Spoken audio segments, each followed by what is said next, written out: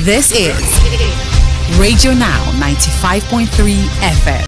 Where we are as a nation economically is a much better place than we were on the 29th of May last year. I'll take that again. Where we are as a nation economically is a much better place than we were on the 29th of May last year. These are the words of the Minister of Finance and the Coordinating Minister of the Economy, Mr. Wale Edun. He was speaking at the second edition of the House of Representatives Sectoral Debates and Dialogue, which held yesterday. The debates are part of the House's periodic policy brief series, so we can expect a few more to come. Now, during the dialogue, the House of Representatives called on the federal government to immediately open the national food reserves as part of a short-term measure to cushion the effects of food inflation and the high cost of living in the country. That's the button they pushed. Open up the reserves, food inflation, lots of people finding it really tough. Now, present at that dialogue were the Minister of Finance and the Coordinating Minister of the Economy, Mr. Wale Edun, the Minister of Budget and National Planning, Atiku Bagudu, the Governor of the Central Bank of Nigeria, Olayemi Cardoso, as well as the Chairman of the Federal Inland Revenue Service, that's Zach Adedeji. They were all there to brief the House and update the House on the state of the economy. Now, joining me on the big story this evening to answer that question, we are better off now than we were in May 2023. To answer that question by looking at some of the indices, I'm joined by Mr. Samson Galadima Simon. He's the Chief Economist at ARKK Economics and Data Limited. He holds a PhD in Economic Sciences from the University of Abuja. Mr. Simon is also an alumnus of the School of Politics, Policy and Governance, and he's also a member of the Nigerian Economic Society, the Royal Economic Society, and the American Economic Association. Mr. Simon, thank you for joining us. Welcome to The Big Story. Thank you so much for having me. Right, so let's just jump right in. I'll just have you answer that question. First of all, are Nigerians better off today than they were on the 29th of May 2023, as was put by the Coordinating Minister of the Economy, Mr. Wale Edun? With all due respect to the Coordinating Minister of the Economy, Mr. Wale Edun, an economist like me and the senior colleague, I beg to differ. I don't think Nigeria is better today than it was in May 2023 for the following reasons. Number one reason, cost of living crisis. The cost of living at the moment is beyond crazy. When the current government came on board in May 2023, what was the inflation rate? What's the inflation rate now? And with this removal of subsidy, I've always been an advocate for the removal of subsidy. But the way they went about it is the wrong way. You don't just remove subsidy without putting certain things in place, which they didn't do. And Nigerians are bearing the brunt of it. And sadly, even what they did is counterproductive in the sense that it's impossible to remove subsidy when your exchange rate is still fluctuating, when the prices of crude oil in the international market keep climbing. So in actual sense, we have not removed subsidy. If you look at the facts, if you look at the sources, even Pengasan came out to say that subsidy has not been removed. So you have just visited untold hardships on Nigerians for nothing because subsidy is still there. They're still paying for subsidy. And if truly you have removed subsidy, then nobody should be pegging price. It should be the market forces determining those prices. Okay, Mr. Simon, let me just come in at this point. Now, regarding the subsidy, the Minister of Finance and Coordinating Minister of the Economy, Mr. Wale Edun, he says that they did expect these challenges to hit the country. That's the withdrawal of subsidy. Now, according to him, he said retaining subsidy would have left the country on a path to what they called economic disaster. That's what he said. So they said, yes, we did expect these hardships. And he also says that we had expenditure which was wasteful and unsustainable in the name of the subsidy, which you just referred to. And he said the subsidy wasn't just on fuel, but it was subsidy on foreign exchange as well. And that foreign exchange subsidy, he said, confused the incentive framework that they had for people who are changing cheap dollars, that's what they call it, cheap dollars, in order to make instant profits. So these are some of the subsidies that have been done away with, that have exposed this now, that it said, yes, we anticipated these hardships.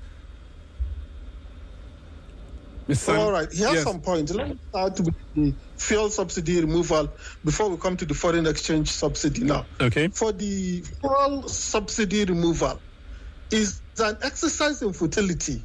If you say you have removed subsidy and you keep paying for subsidy, because they're still paying for subsidy, so it's work done equal to zero.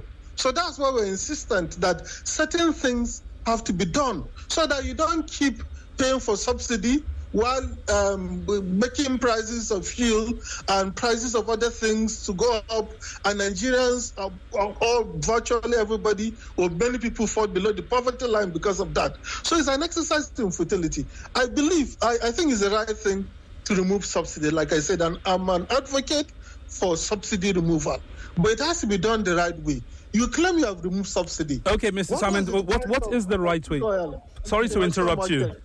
Pardon the interruption. What should have been done, to remove it the right way, in your words? What is the right way? All right. We need to be able to produce fuel domestically, refined fuel domestically. And another thing is we need to fix our foreign exchange market, because foreign exchange rate, or more especially when it's not stable, affects the prices of this imported commodity. So these things should have been done. Not only Dangote, other people should have been encouraged, or provision should have been made. And it's something that, where there is the political will, it can be done in no time. But we all know that the political will is not really there. And I'm not just saying this government, but for a while, the political will is not there. And I'm not expecting government to fix all the problems, but you can incentivize private sector. You can incentivize investors to do that. You just make the environment conducive for these people. And then for foreign exchange, you see, what was the exchange rate when the subsidy was removed at that time? Maybe it was 400 naira in May, official exchange rate. How much was the official exchange rate now? It's around 1,400 or something. So you have to account for all these things. So they're paying subsidy, and probably the subsidy now may even be worse than what they claim to have removed. So it's an exercise in futility as long as you don't put the right things in place. And then for the foreign exchange subsidy, it's really bad. It's distorting to the economy. I agree with him or the entire economic team that such subsidy should go, foreign exchange subsidy, because some people are abusing it. They collect money on official foreign exchange, official foreign exchange, and then go to the black market and sell and make billions of dollars. So it's bad. It's distorting to the economy. It destroys our economy. But the major problem is the paucity of foreign exchange within the Nigerian economy. You have backlog that you have not cleared, and more things are being piled up. You have not done anything to stimulate the supply of foreign exchange. So even when you claim that you have unified the exchange, in actual sense, you have devalued the currency, and it's a journey that does not have an end, because you have to keep devaluing, and even if you don't devalue, market forces will depreciate the currency. So it's also an exercise in futility. Okay, Mr. Simon, sorry, let me just... Okay. Sorry to interrupt you again. Let me just jump in there quickly. So you've talked about fuel subsidy, you've talked about foreign exchange subsidy. So let me just give a comparison between then and now. Again, referencing Mr. Edu's comments. In May 2023, $1 exchanged for 460 naira. Today, $1 exchanges for 1,485 naira. And again, back to May 2023, the price of petrol was about 240 naira. Today, the price of petrol averages around 600 naira per litre. Those are the differences. Now, you talked about devaluation of our currency. Some people have asked, argues that is that such a bad thing, especially when you look at countries like China who engage in currency devaluation. What's different about ours, and what are the dynamics around currency devaluation that we're not getting right? Thank you for bringing up China. China is the manufacturing hub of the world. China has a lot of things to export. Nigeria doesn't have anything outside of oil and gas to export. We have a major problem with export. Our problem is even more of our inability to export than even too much import. So even if we devalue, what can we export as a country? Is it food that we can hardly produce enough to keep up with the demand locally? Or what other commodity that we have produced enough that the Nigerian market is saturated and the domestic demand is met that we can even export? So we hardly have anything to export outside crude oil and gas. Sorry, again, pardon the interruption, Mr. Simon. Regarding non-oil exports, last year I believe we did about $4.5 billion in non-oil exports. Surely that counts for something. All right. What I mean, that's negligible compared to the entire exports that we did in a year. The major chunk of our export is oil and gas. I'm not saying that we don't export anything else. Okay. But compared to that, any other thing is negligible. Okay. That's the major thing that we export, and it is responsible for almost 70% of our export, 80% of our export. Okay, I just wanted to be clear on that so we don't misinform the listener. But so again, China's production, you say, is what gives its economy backbone regarding forex and so on and so forth. Now, let's look at other indices. Mr. Edo's position, again, let me just go back to that. He says where we are as a nation economically is a much better place than we were on the 29th of May. Now, the state of the country's economy, there are things that are going on at a macro level. That is, at a level that the person that sells Bolly, the person that sells Gala doesn't understand. I want us to drill it down now to grassroots and how it affects them. For example, the Bolly seller, something has happened to her business. She's not seen as much patronage, but her bills are going up because she probably uses public transportation. We've talked about the price of fuel. Even the cost of electricity, has gone up marginally, even though we're told it's going to be subsidized by, I believe, 1.4 trillion thereabouts this year. So Mama Bolly is still affected in ways. How can we break down? I want us to break down this macro numbers now to how it affects her on the streets. The cost of foodstuff is rising. What are the factors driving this beyond insecurity? Simon. All right. Insecurity is a major challenge that we have when it comes to the production of food, when it comes to food inflation. Insecurity is a major problem.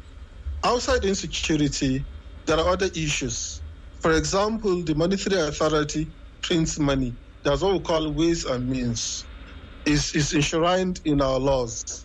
However, it has been abused. So now the government, the central bank, the government asks the central bank to print money to the tune of trillions of naira. That causes inflation, and that affects the person selling bully, and also forex, the foreign exchange market, the exchange rate also. Even though Bola is not imported, but there's ripple effects. If prices increase in one sector of the economy or in some sectors of the economy, that can affect other sectors of the economy. So that's why this person selling corn or the person selling agbado or bole is also going to be affected. And if you look at what the Minister of Finance is saying about crude oil production going up, it just went up marginally compared to what they made it on ground, not by much. And if you look at our foreign exchange reserves, they actually went down from what they made it in May till now. It went down. So if you say production has gone up, what effect? What is the average man seeing? What's the impact? How am I better off because production of crude oil has gone up from what you met in May till now. So let's tell ourselves the truth. The average Nigerian is not any better. In fact, it's way worse off between that May and now. Almost all of us, maybe with the exception of those people in power. So everybody is worse off. Let's tell ourselves the truth. Okay, regarding our foreign exchange, it went down. It dropped to 33.23 billion. This was in the last quarter of last year. That's the dip. We're still looking at what's going to happen this year, but the names I have called, the coordinating minister, the economy minister of finance, the CBN governor, the FIRS boss, they all seem to think during the first quarter we'll start to see some positive movements. That's what they're hinging it on. Now, back to the issue of food inflation.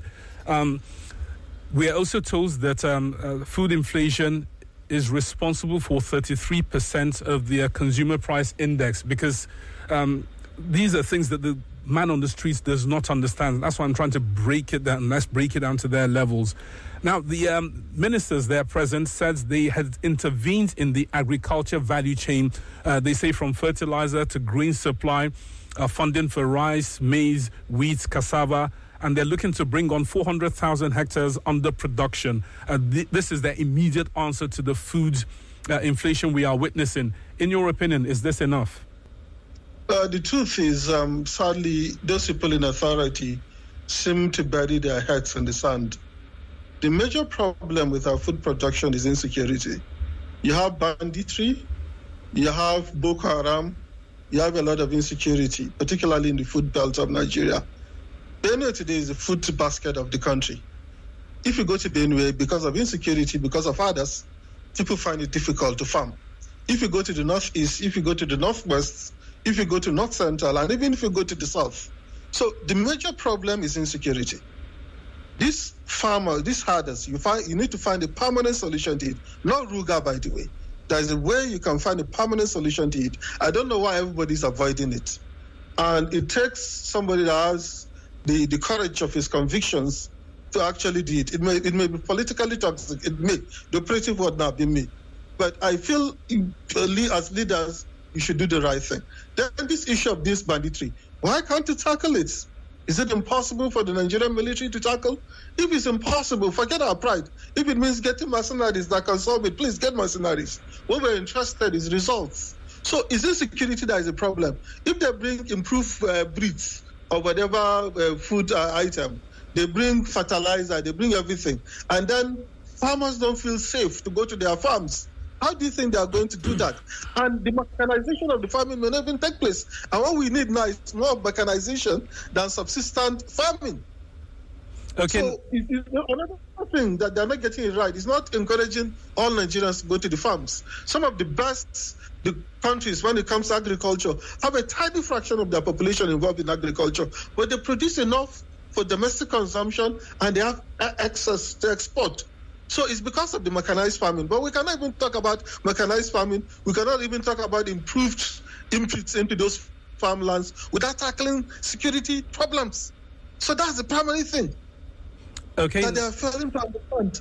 Okay, now what about other indices? For example, the Borno State governor, we've just learned in Damasak, which is an agricultural belt recovering from, the throes of Boko Haram and their evil activities. The governor says, look, they're going to identify 2 filling stations where they can make available fuel, that's petrol, at a reduced cost, basically subsidized fuel at these 2 stations so that the farmers can have a cheaper way of irrigating their lands in the hopes of bringing down their cost of production. Surely there are other things in this regard we can do beyond security to bring down the price of foods. The House of House of Representatives was talking about opening up the grains reserves. Are there other things we can do while we are tackling the security problem? Oh, of course, I'm not saying if we cannot tackle insecurity, we should go to sleep. No, nobody is saying that. We have to do everything possible. We have to explore all avenues to ensure that there is sufficient food production. But we are ignoring the elephant in the room. That problem of insecurity, we should not avoid it. We have to face it head on. And sadly, we don't seem to do that at the moment.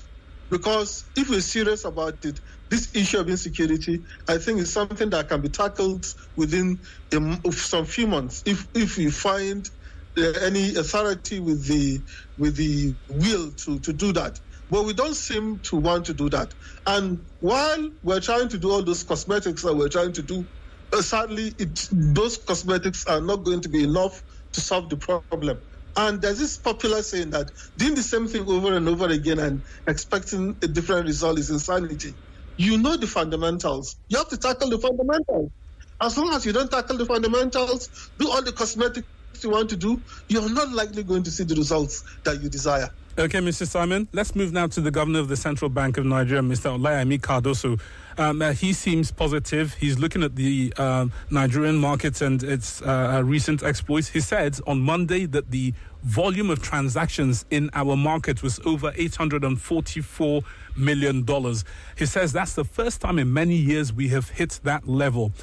He also referenced reports from international agencies and what he called multilateral banks. He says they are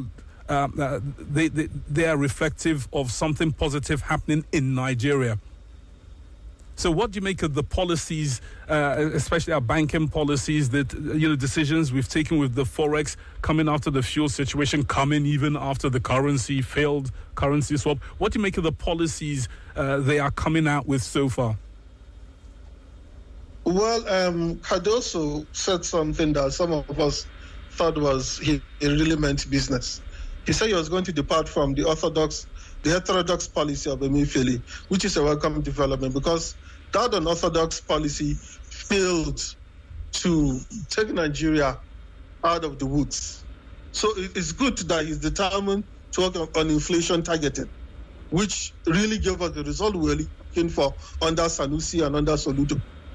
These are welcome developments. But mentioning esoteric things like the number of transactions, I think we need to face the basic things, the elemental things, the fundamentals, like inflation, which is the overarching objective of the monetary authority, is to ensure price stability. That is very key. And they have to bring down inflation. In Nigeria, the ideal inflation, the target inflation is 6 to 9%. That's even too high because global standards, global best practices say that it should be 2%. But let's even say we are working towards 6 to 9%. If we can bring it to that level, I think it's really good. They are working towards 21.4 this year. There's nothing wrong with, we are almost 30 now, 28 points now. If we can bring it to 21, I think it's good within this year. Eventually, we can come down to the level expected. But the truth is, the central bank and the Minister of Finance need to work in consonance. They need to ensure that they don't work at cross purposes so that they can achieve their mandates and ensure that the economy is stable and the average Nigerian is well off. Sadly, the central bank is oblivious to the fact that printing money, waste and means, is a problem. So the primary reason for inflation in monetary economics is money supply. So they have to tackle that problem. It's not about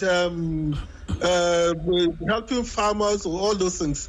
Those are by the way. What you need is to ensure that money supply, you don't abuse waste and means again, you don't print money and give it to the government. So those things are very key. Those are the crux of tackling inflation. And the central bank needs to face that. Okay, Mr. Simon, the CBN governor, he takes a slightly different route. He says part of the CBN's policy in targeting inflation, reining in our inflation to the levels you've said, 21.4%. He says part of the policies will be aided by what he calls improved agricultural productivity. So again, we've gone back to the agri problem. Improved agricultural productivity as well as easing our global supply chain pressures. I think we can't have this conversation beginning to end without mentioning inflation around the world, that we are not in isolation. Economies tend to be interconnected. So what do you make of that?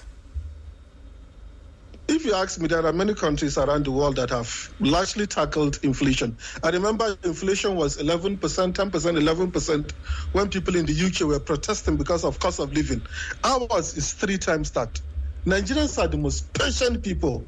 I don't think there's anybody that is as patient, as accommodating as Nigerians. So we should stop blaming problems on the global happenings.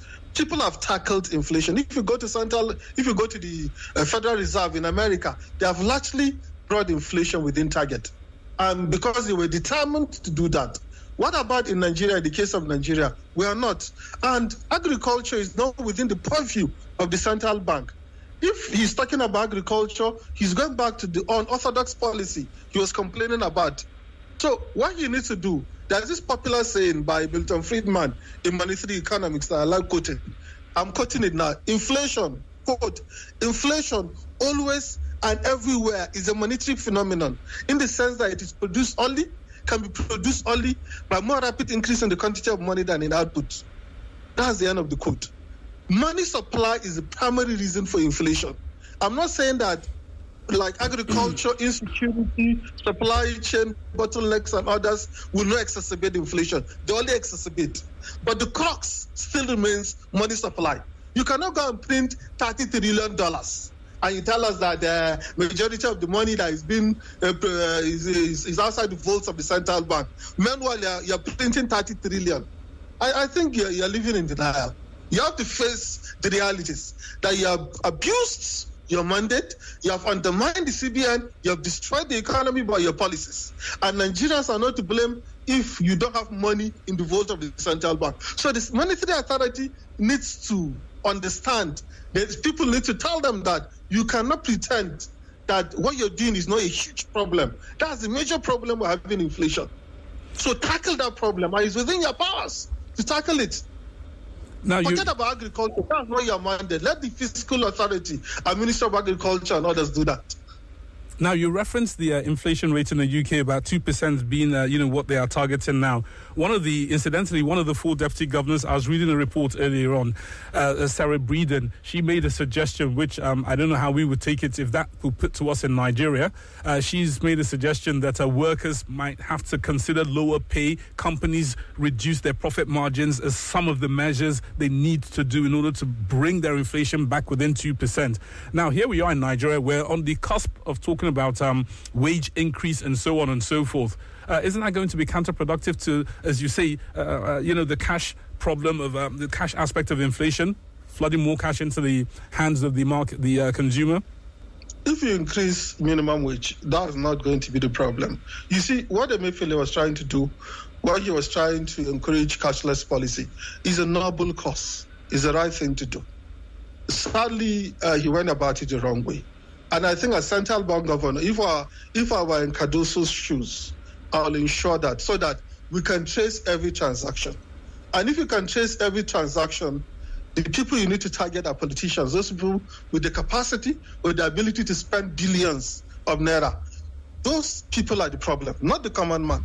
If you increase minimum wage and the spending amongst the political class is reined in, I don't think that will be inflationary. I just want to say thank you to Mr. Simon, Samson Galadima Simon. He's the chief economist at ARKK Economics and Data Limited. Mr. Simon is an alumnus of various economic bodies and he holds a PhD in economic sciences. Thank you so much for joining us on A Big Story this evening. This is Radio Now 95.3 FM.